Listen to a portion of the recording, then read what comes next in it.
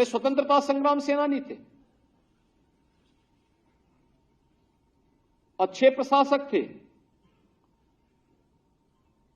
और एक महान किसान नेता भी थे। आज उनकी 121वीं पावन जयंती है। इस अवसर पर उनके स्मरण को नमन करते हुए मैं प्रदेश सरकार और प्रदेशवासियों की ओर से उन्हें विनम्र श्रद्धांजलि अर्पित करता हूं। भाइयों बहनों, पिछले 9-9.5 वर्ष के अंदर हमने बदलते हुए भारत को देखा है। पहली बार देश के अन्नदाता किसानों ने इस बात को महसूस किया है कि किसान भी किसी सरकार के प्राथमिक एजेंडे का हिस्सा है।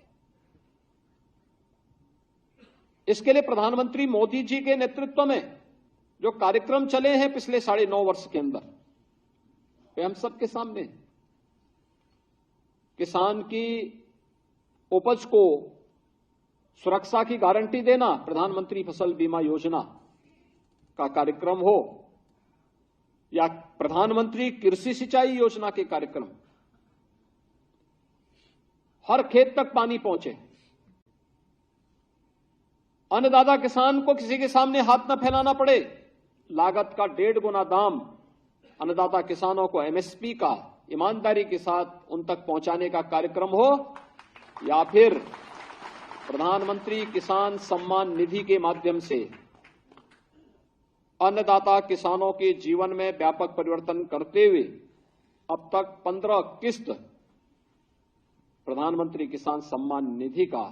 भाइयों बहनों, ये नए भारत का नया उत्तर प्रदेश है, जहां किसान का सम्मान होता है, उसके परिश्रम और पुरुषार्थ के सामने शासन उन्हें नतमस्तक होकर के सम्मान देता है।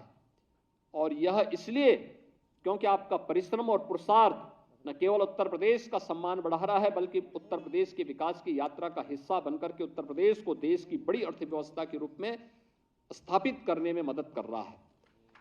आपके परिश्रम का परिणाम है कि हमने अपने कृषि विकास की दर को 9% तक पहुंचाया है। लेकिन इसको आने वाले समय में अगर हमें प्रधानमंत्री जी के विजन के अनुरूप प्रदेश को 2027-28 तक $1 ट्रिलियन की इकोनॉमी बनना है, तो हमें वर्तमान की विकास दर को इससे 3 गुना रफ्तार से आगे बढ़ाना पड़ेगा। और इसके लिए मैं आपका आह्वान करूंगा कि उत्तर प्रदेश में ये संभावना है और इस संभावना को परंपरागत खेती के साथ साथ वेजिटेबल की खेती, स्ट्रॉबेरी, ड्रैगन फ्रूट, इन सब में भी और नेचुरल फार्मिंग की दिशा में भी आप कार्य करेंगे। कल हम लोगों ने यहाँ पे बहुत सारे फैसले किए हैं। खासतौर पर फैसला किया गया, जैसे सरकार ने पहले कहा कि निजी ट्यूबवेल जितने भी लगाए गए हैं प्रदेश के अंदर पहले थे, उनको हम फ्री में बिजली की कार्रवाई देने की कार्रवाई की दिशा में आगे बढ़ रहे हैं, जिससे उन किसानों पर एक बोझ अतिरिक्त कम किया जा सके। दूसरा, डीजल से चलने वाले जितने भी ट्यूबवेल हैं उनको हम सोलर पैनल देकर के डीजल की बचत करने की दिशा में हम आगे बढ़ने जा रहे हैं। और इसमें प्रदेश सरकार की सब्सिडी को बढ़ाने की प्रक्रिया के लिए भी कल एक बैठक करके हम उसको फाइनल दिशा में आगे बढ़ चुके हैं।